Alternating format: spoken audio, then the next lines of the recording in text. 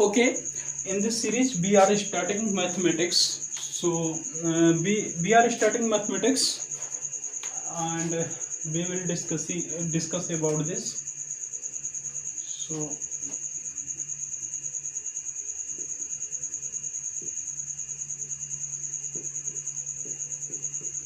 mathematics. First of all, we know the syllabus.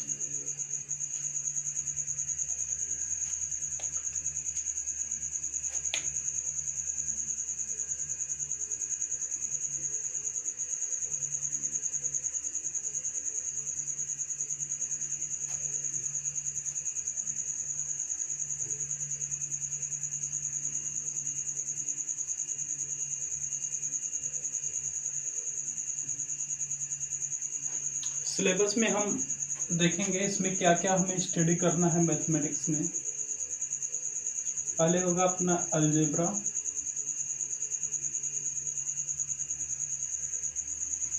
होगा। उसके बाद में अपना होगा कोऑर्डिनेट होगा।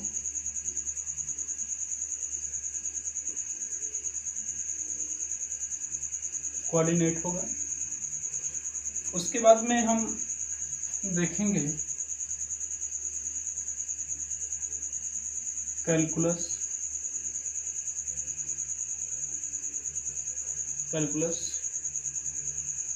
उसके बाद में वेक्टर वगैरह जो है वो सब हम अलजेब्रा में करा देंगे, या अलग से भी हम कर सकते हैं, लिख सकते हैं।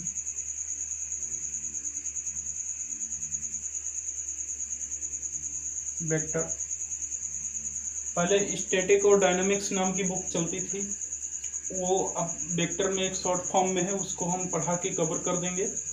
बाकी ये चीज़ें हैं। और अलजेब्रा में जैसा कि आपको पता होना चाहिए, दो तीन चीज़ें ऐड हो गई हैं, जैसे कि इसमें matrix and determinant, matrices and determinant.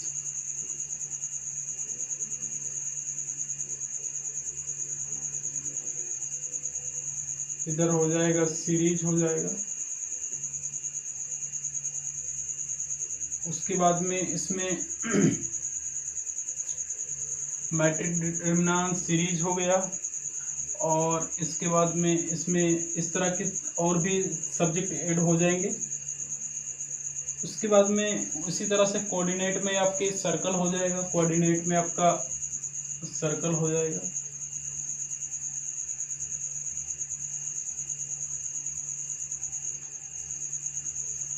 Ellipse हो जाएगा। उसके बाद में हाइपरबोला हो जाएगा। तो ये सब हम इसमें कवर करेंगे। अब कैलकुलस वाला जो पार्ट है, इसमें बेसिकली हम डिफरेंशिएशन,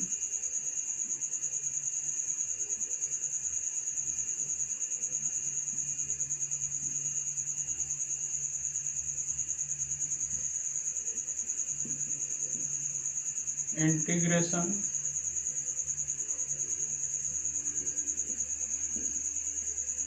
डील करेंगे। इंटीग्रेशन में हम डेफिनेट इंटीग्रेशन और ये सब डील करेंगे। तो ये सब अपना बेसिक है। बाकी हम ये सब इसके पार्ट्स पढ़ेंगे। बाकी हमारा जो सिलेबस है वो यही है, जैसा कि मैंने आपको बताया। ये सब चीज़ें हम अंदर इसके पार्ट पढ़ेंगे जो भी हैं। फिलहाल के लिए अभी ये अपना जो मैथमेटिक्स का सिलेबस है इतना है। बाकी हम स्टार्ट करते हैं, कैलकुलस से स्टार्ट कर रहे हैं, जो कि बहुत ही ज़्यादा वेटेज रखता है, मोस्ट इम्पोर्टेंट है अपना ये। उसके बाद में इम्पोर्टेंस जो आता है सेकंड नंबर का, वो कोऑर्डिनेट का है।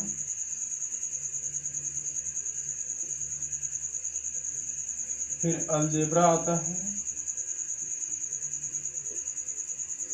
एंड वेक्टर भी है इम्पोर्टेंट। तो ये इम्पोर्टेंस है इनका। बाकी इसके अंदर वन बाय वन हम कवर करेंगे। फर्स्ट ऑफ ऑल सिलेबस है मैथमेटिक्स का, ये एक एक नाम से बुक्स हैं पूरी, एक एक सब्जेक्ट के नाम से अलजेब्रा की एक पूरी सी सीरीज चलेगी आपकी, कोऑर्डिनेट चलेगा, कैलकुलस चलेगा, वेक्टर चलेगा। तो ये सब अपना मैथमेटिक्स है। बाकी हम आज स्टार्ट कर रहे हैं, आपको कैलकुलस वाला पार्ट स्टार्ट कर रहे हैं, तो कैलकुलस का हम आपको इंट्रो देंगे। ओके, तो ये सिलेबस था अपना।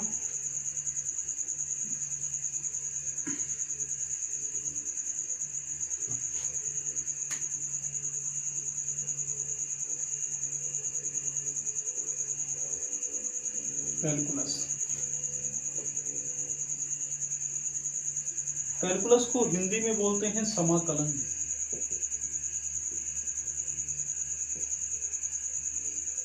समाकलन, ठीक है।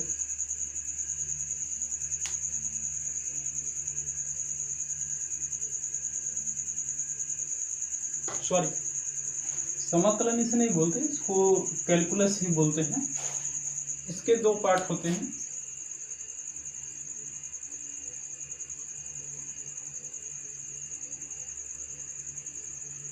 डिफरेंशिएशन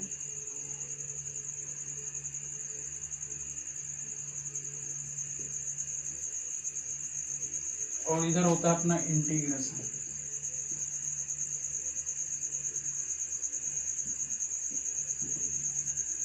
इसको हम बोलते हैं अवकलन और इसको बोलते हैं समाकलन।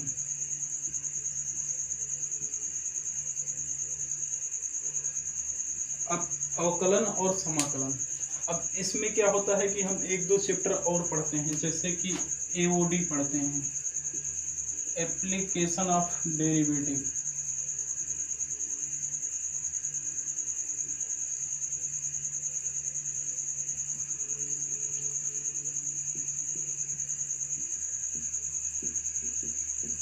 इसमें अपन पढ़ते हैं इंटीग्रेशन का, एप्लीकेशन ऑफ इंटीग्रेशन, जैसे कर्व एरिया निकालने के लिए होता है।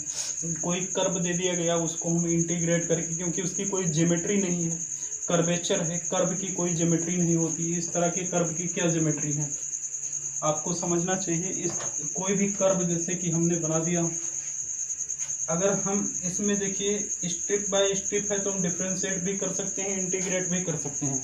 लेकिन यही चीज़ अगर हमारी इस तरह से हो जाए, इस तरह से हो जाए, तो हम इसे डिफरेंशिएट इंटीग्रेट नहीं कर सकते, डिफरेंशिएट इंटीग्रेट नहीं कर सकते हैं सही से। तो सॉरी, डिफरेंशिएट नहीं कर सकते, तो हमें इंटीग्रेट करना पड़ेगा। और इंटीग्रेशन में भी हम डेफिनेट इंटीग्रेशन लगाएंगे, तो इनडेफिनेट से अपना काम नहीं चलेगा। तो इंटीग्रेशन भी दो प्रकार का हो जाता है, डेफिनेट और इनडेफिनेट। बेसिकली हम यहाँ डिफरेंशिएशन की बात करेंगे सबसे पहले। समाकलन जो इंटीग्रेशन है वो अपना सेकेंड पार्ट होगा, तो हम यहाँ पर डिफरेंशिएशन की बात करेंगे। और ये रहा अपना इंट्रो। अब मैं डिफरेंशिएशन की थोड़ी सी बात को उठाता हूँ, उसके बाद नेक्स्ट बात अपनी नेक्स्ट लेक्चर में करेंगे। तो एक तरह से हम डिफरेंशिएशन की थोड़ी सी बात कर लेते हैं आपसे। डिफरेंशिएशन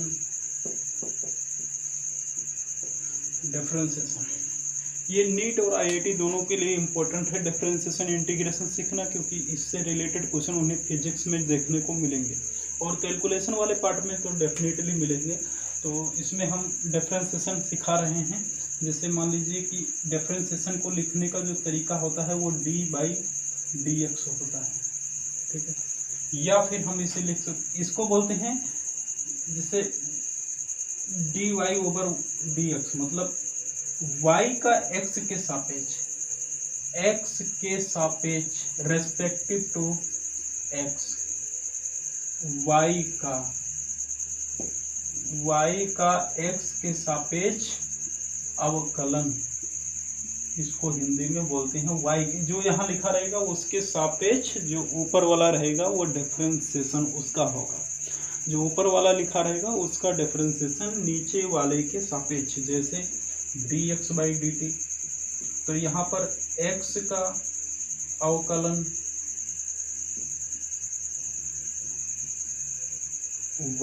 t के सापेक्ष, ये चीज है। जैसे अगर हम यहाँ लिख देंगे dx/dy, तो यहाँ y का अवकलन x के सापेक्ष, ऐसे चीजों को हम समझेंगे। उसके बाद में ये चीज़ें तो हमें हो गई डिफरेंशिएशन के नोटेशन की। अब क्या है कि हम इसमें डिफरेंशिएशन के और भी नोटेशंस होते हैं, उनको समझने की कोशिश करेंगे। जैसे कि डिफरेंशिएशन होता है उसको हम dy/dx से लिख सकते हैं, या फिर f1 से लिख सकते हैं। f1 मतलब 1 डेरिवेटिव, या फिर f' से लिख सकते हैं, या फिर इतने चीज़ों से लिख सकते हैं। अब इसमें क्या है कि ये यहाँ पर जैसे 1 है ना, या डबल 1 है, तो ये सिंगल डेरिवेटिव को दर्शाता है। जैसे हम इसमें आगे चल कर के हम डिफरेंशियल इक्वेशंस एक सब्जेक्ट पढ़ेंगे, मतलब चैप्टर पढ़ेंगे, उसमें हम ये सीखेंगे कि डिफरेंशिएशन कितने ऑर्डर तक हो सकता है। जैसे इसका ऑर्डर 1 है, केवल एक ही ऑर्डर है इसका, तो इसकी ऑर्डर कितनी हो सकती है, पावर कितना हो सकता है, और डिफरेंशियल इक्वेशन में सीखेंगे। फिलहाल के लिए ये सिंगल पावर के लिए है, सिंगल कोटि के लिए है, कोटि और घात उसको बोलते हैं हिंदी में, तो ये सिंगल कोटि के लिए है, जिसको सिंगल ऑर्डर के लिए बोलते हैं। अगर ये डबल ऑर्डर के लिए हो जाएगा तो d2y/dx² हो जाएगा, ये हो जाएगा f2 हो जाएगा, और ये f" हो जाएगा, यहाँ डबल डैश आ जाएगा। अगर ये थर्ड कोटि के लिए हो जाए तो dx³ हो जाएगा, f3 हो जाएगा, f3 डबल डैश हो जाएगा। तो ये चीज़ ऐसे ऐसे हो जाएगा। अगर मान लीजिए कि n पर जा रहे हैं तो dnx/dx⁴n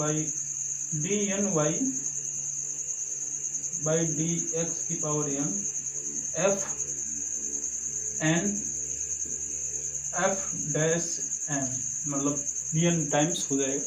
तो इस तरह से नोटेशंस होता है इसका, तो जो हम आगे चल करके यूज करेंगे। अब क्या है कि हम इस लेक्चर को यहीं पर रोकते हैं। इसके आगे हम डिफरेंशिएशन आपको सिखाएंगे, कुछ फार्मूले बताएंगे, उन फार्मूलों को इम्प्लीमेंट कर करके हम आपको क्वेश्चंस करना सिखाएंगे। तो thank you, and next lecture में हम आपको डिफरेंशिएशन के फार्मूले सिखाएंगे, और उसके बाद में उनको कैसे इम्प्लीमेंट कर करके हम क्वेश्चंस को सोल्व करते हैं डिफरेंशिएशन के, उसको सिखाएंगे। और उससे नेक्स्ट लेक्चर में हम आपको सिखाएंगे कि कितने तरह के मेथड होते हैं डिफरेंशिएशन करने के। तो थैंक यू, इस लेक्चर के लिए बहुत बहुत थैंक यू।